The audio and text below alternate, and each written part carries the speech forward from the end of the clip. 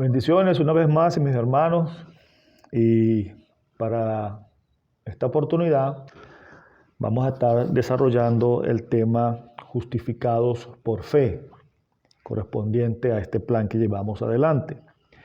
Y vamos a comenzar leyendo en Romanos, el capítulo 5, versículo 1, que nos dice: justificados pues por la fe, tenemos paz para con Dios, por medio de nuestro Señor Jesucristo.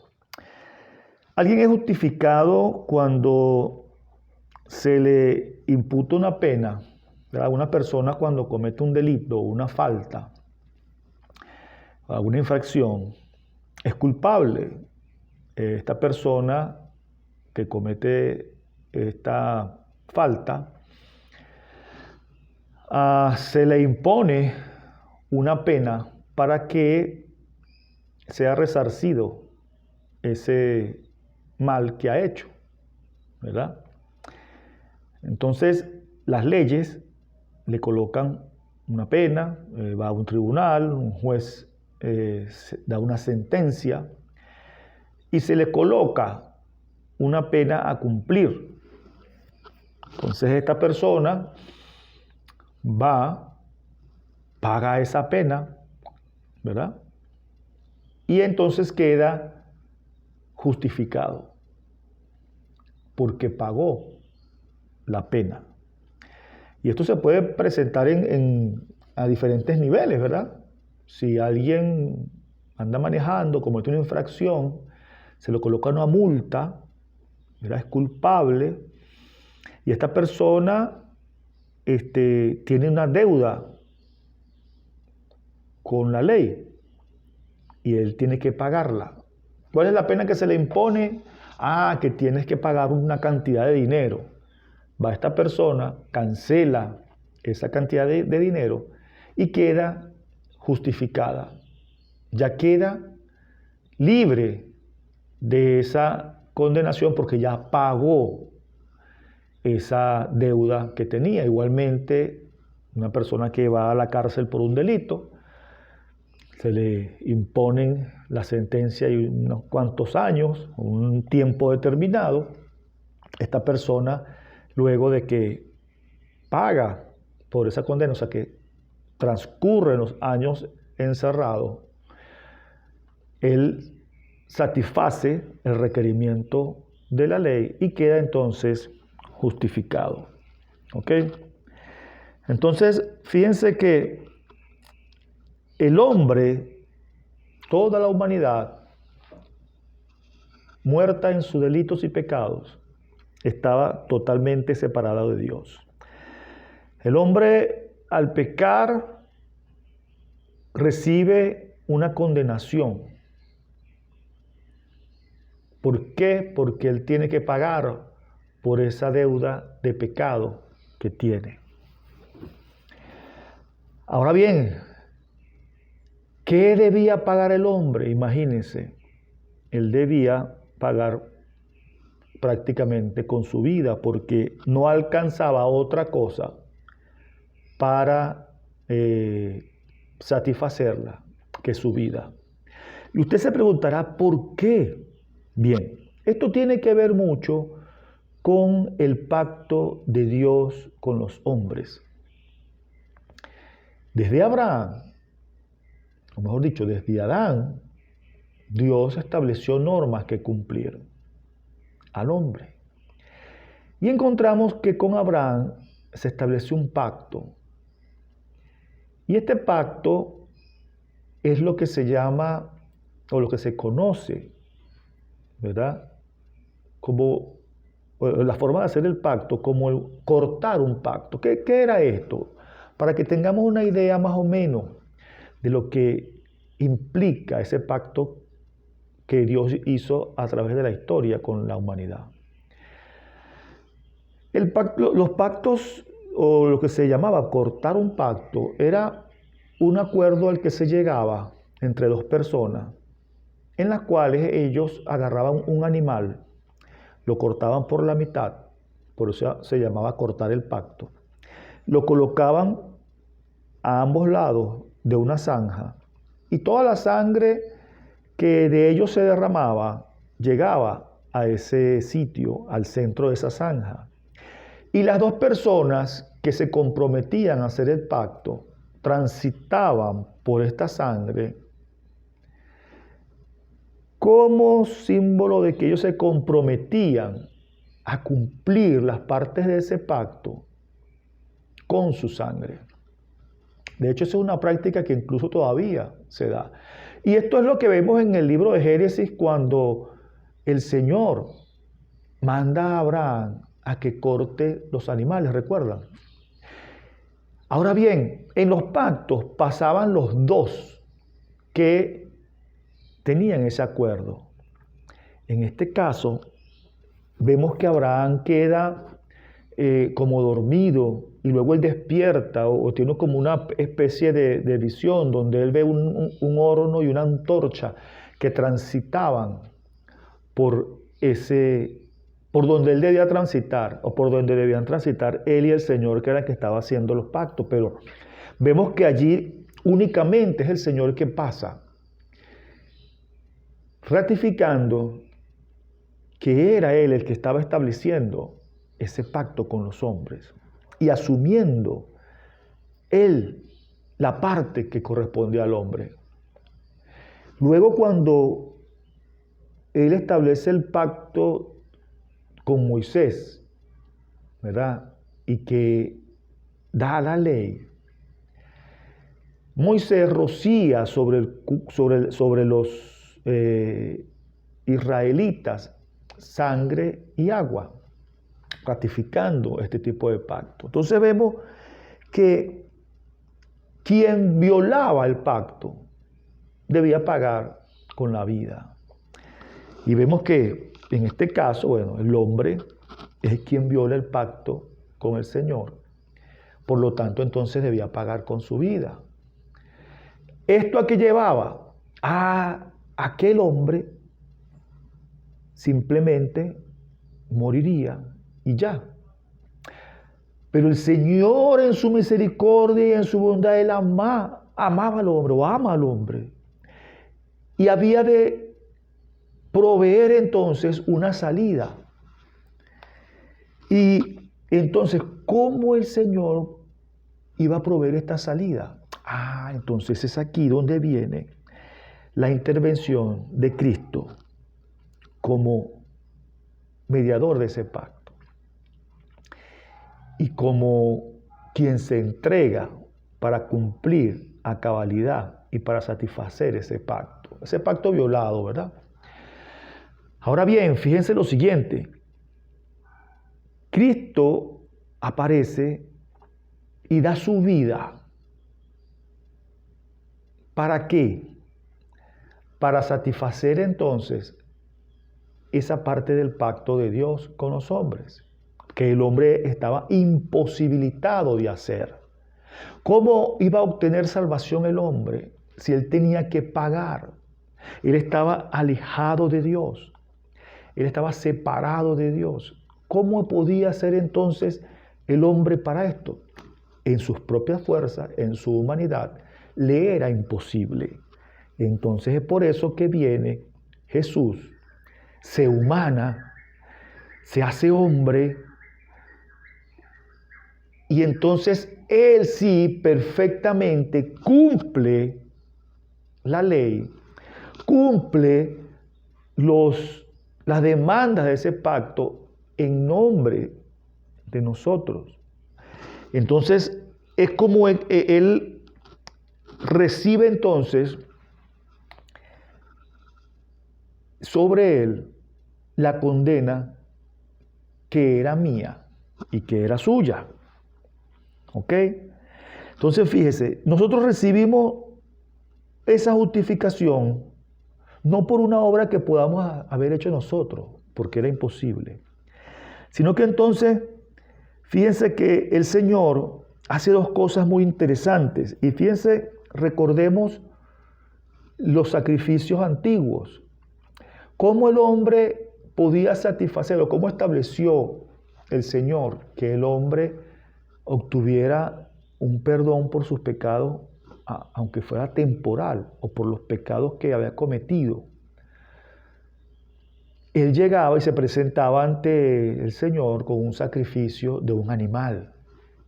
Recuerden, mataban un animal, ellos colocaban las manos sobre ese animal y entonces colocaban sobre ese animal o traspasaban simbólicamente los pecados de quien ofrecía el animal.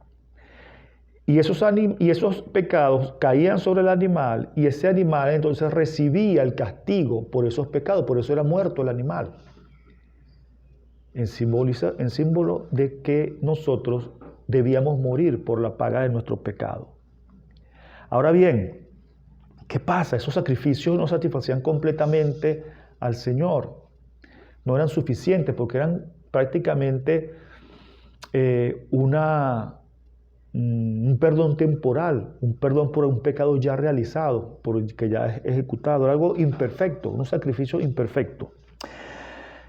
Pero entonces viene Jesús como el Cordero de Dios que quita el pecado del mundo, como ese Cordero perfecto que se ofrece para tomar exactamente el papel que hacía el animal en el sacrificio. Él como Cordero de Dios se presenta perfecto y sobre él lleva todos los pecados de la humanidad. Eso se llama expiación. Y es muy importante que nosotros sepamos eso. Esa acción expiatoria de nuestros pecados, donde todos los pecados de la humanidad recaen sobre nuestro Señor, Él lleva todos nuestros pecados en la cruz y Él muere por esos pecados. El castigo que merecíamos cada uno de nosotros lo recibe Él. Él en la cruz, cuando el Señor lo abandona, el Señor derrama toda su ira sobre el Hijo. Eso es propiciación.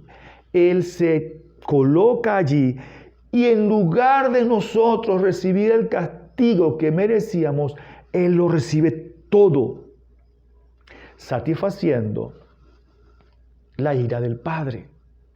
Y usted dirá, oye, pero es que eso se oye muy duro. ¿Cómo es eso que la ira? El Señor es un juez justo. Y Él no podía dejar de ser justo a pesar de lo que ama al hombre. A pesar de su amor, Él es igualmente justo como amoroso.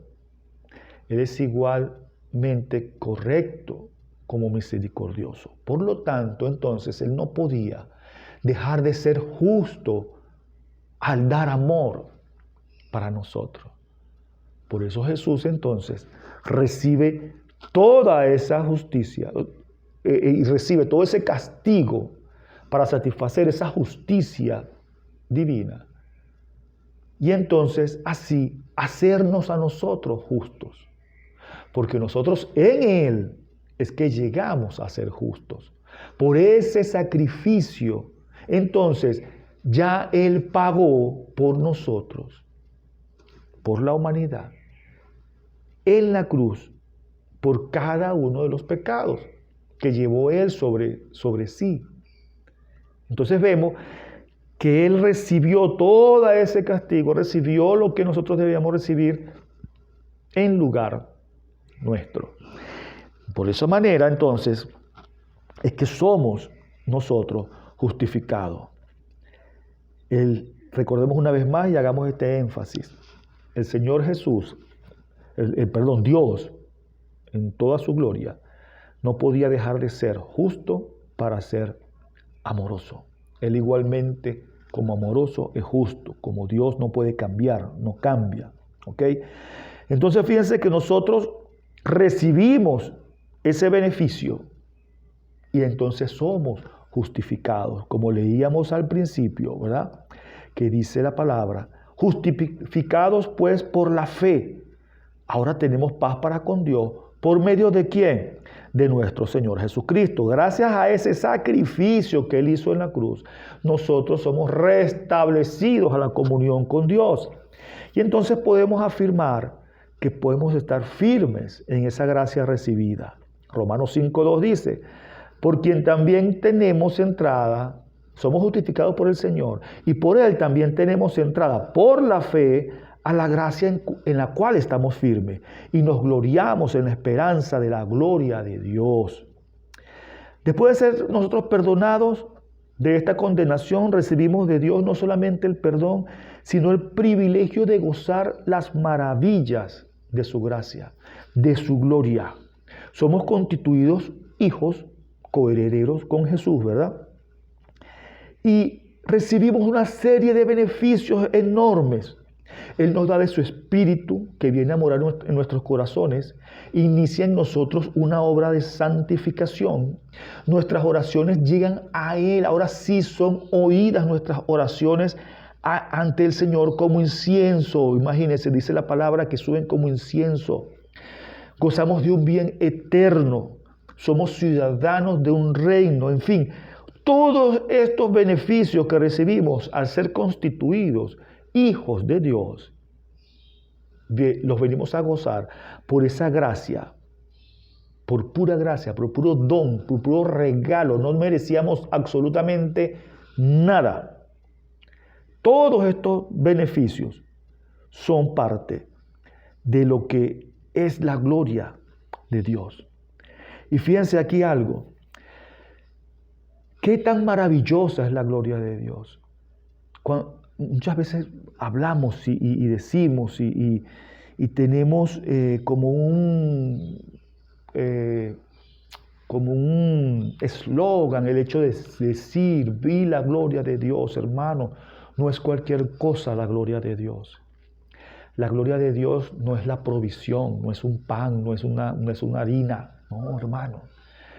Todas estas cosas que yo les nombré son parte de esa gloria.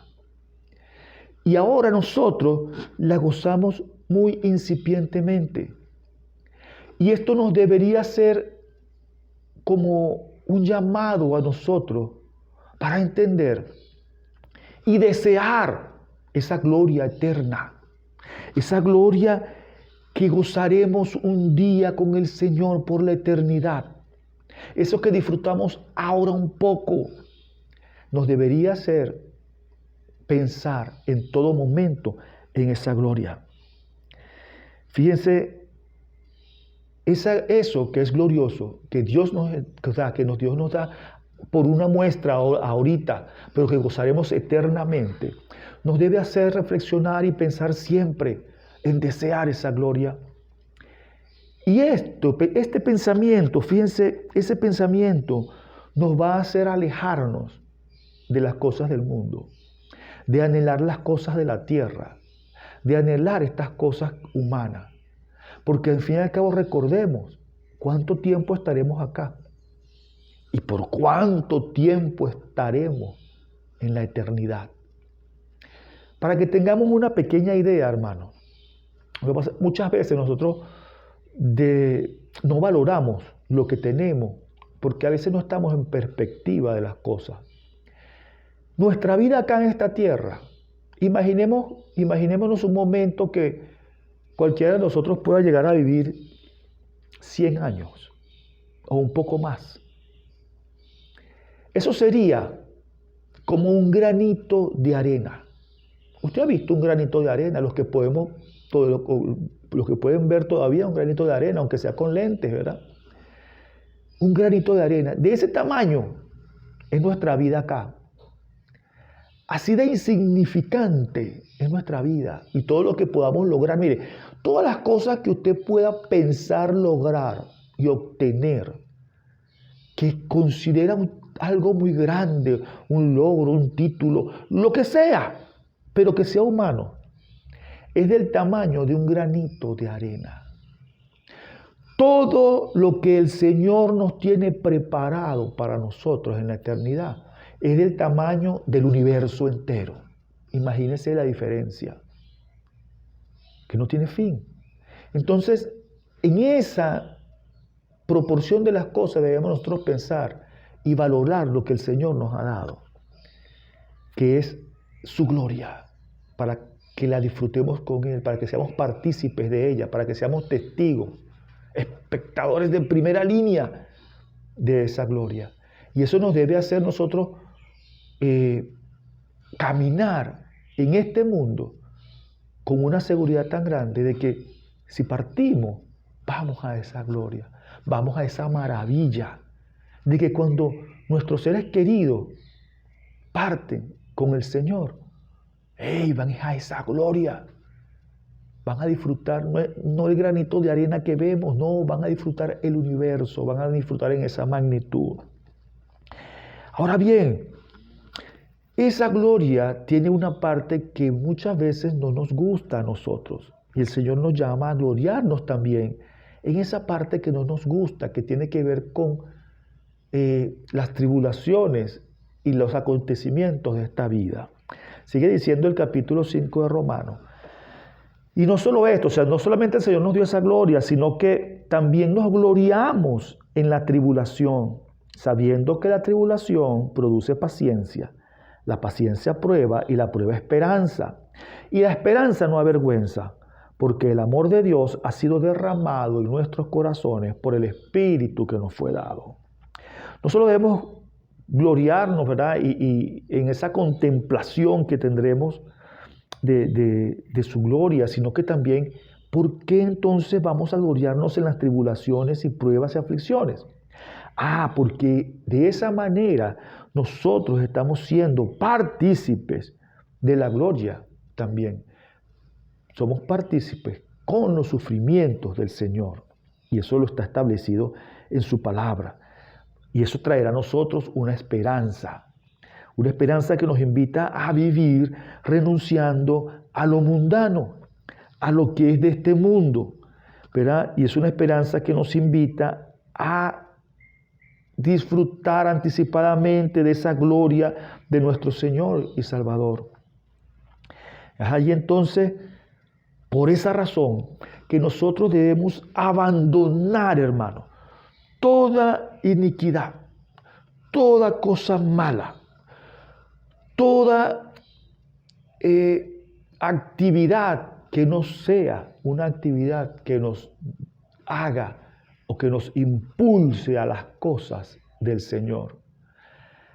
Debemos vivir nuestra vida y no es que vamos a prescindir de las cosas que tenemos que hacer en esta vida, pero tenemos que hacerla en esa perspectiva, en esa visión. Debemos hacerla no como la hace el mundo. Hay una diferencia, porque cuando usted trabaja, usted no hace las cosas igual a los que son del mundo. Usted trabaja como para quién, como para el Señor. Porque el Señor nos ha dejado preceptos en su palabra de cómo vivir esta vida acá, justa y piadosamente, mientras Él regresa. El Espíritu Santo coloca en nosotros el amor necesario para amar al Señor y a las cosas que son del Señor, para entonces vivir una vida correcta, conforme a ese llamado que el Señor nos ha hecho. No es cualquier cosa lo que se nos ha dado. El mismo Hijo de Dios se dio para que usted y yo tengamos la libertad sobre el pecado, para que tengamos la victoria sobre el pecado. El mismo Hijo del Señor se entregó, ¿para qué? Para llevar nuestro pecado, justificarnos y restablecer entonces esa amistad con Dios, porque estábamos separados totalmente de Él. Tenemos paz para con Dios porque el Señor Jesús entregó su vida en la cruz por cada uno de nosotros. Honremos eso que el Señor hizo. No vivamos una vida a la ligera, sino que veamos todas las cosas desde el punto de vista de que el Señor nos dio una salvación para morar con Él por la eternidad. Por lo tanto, debemos anhelar esa gloria que experimentamos ahora en pequeño, pero que disfrutaremos a plenitud cuando Él venga o cuando nosotros estemos con Él en gloria. El Señor les bendiga, mis hermanos, el Señor les guarde, el Señor añada bendición sobre su palabra en esta hora.